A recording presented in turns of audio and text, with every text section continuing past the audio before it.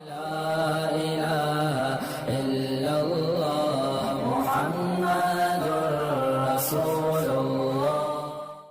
ایک چھوٹا سا دلچسپ واقعہ بتا کے بیان ختم کرتا ہوں، آپ کی تھکاوٹ بھی دور ہو جائے گی۔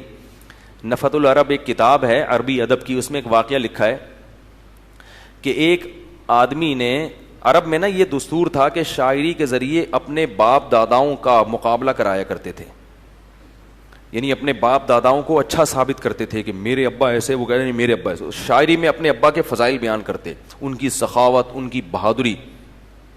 تو ایک شاعر نے، ایک آدمی اس شاعر کے گھر گیا جس نے اپنے ابا کی سخاوت پر پورا کلام کہا تھا ایک، اور مقابلہ جیتا تھا کہ بھئی ایسی سخاوت مارکیٹ میں کیا ہے، شارٹ، اتنا سخی ہو، ایسا کھلا دل، مقابلہ جیت کے آیا وہ شاعر۔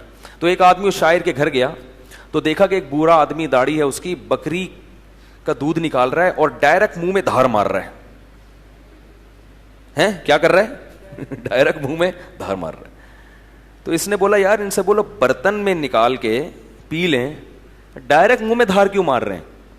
اس نے کہا اصل میں یہ میرے ابا ہیں، وہی ابا جن کی سخاوت پہ کل قصیدہ کہا تھا نا، یہ میرے ابا ہیں، اور یہ اس لیے برتن پہ دھار نہیں مار رہے کہ دھار کی آواز سے بچے آ جائیں گے، وہ بھی دودھ مانگیں گے۔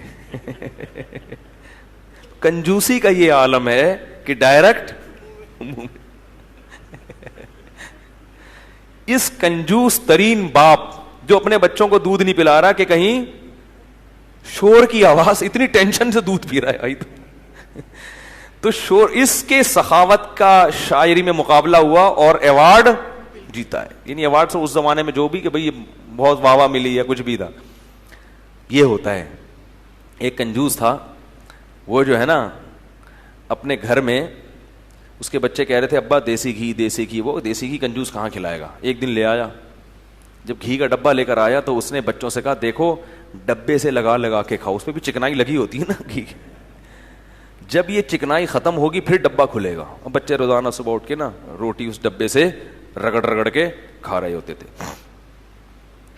ایک دن کیا ہوا ہے، اچھا ایک اور بات بتا دوں، ابھی کے پی کے میں کوئی ایسی تحریک چل رہی ہے، میں آپ لوگوں سے بار بار کہتا ہوں کہ ملک کے خلاف کوئی بھی تحریک چل رہی ہو نا، اس میں حصہ نہ ڈالو، چوڑے میں پھنسو گے، یہ بتا دوں آپ کو میں، چوڑے میں پھنسو گے۔ لیبل بہت کچھ مخلص لوگ بھی آ جاتے ہیں اس میں، لیکن لوگوں کو پتہ نہیں ہوتا کہ کون کر رہا ہے، کون کس کا ایجنٹ ہے، اس لیے ان چیزوں سے اپنے آپ کو دور رکھو۔ تو اگر آپ نہیں، ملک سے محبت ہوتی ہے آپ سے، آرمی سے بھی نہیں دل چاہتا کرنے کا، تو نفرت بھی نہ کرو، اور اگر نفرت کرتے بھی ہو تو نفرت ہی کرو، کچھ کرنے کی ضرورت نہیں ہے، ٹھیک ہے نا، کرو گے تو چوڑے میں ہی آؤ گے اور کوئی فائدہ نہیں ہوگا، نقصان نہیں ہوگا۔ خیر، تو وہ میں بتا رہا تھا کہ وہ گھی کے ڈبے سے لگا لگا کے کھا رہے تھے۔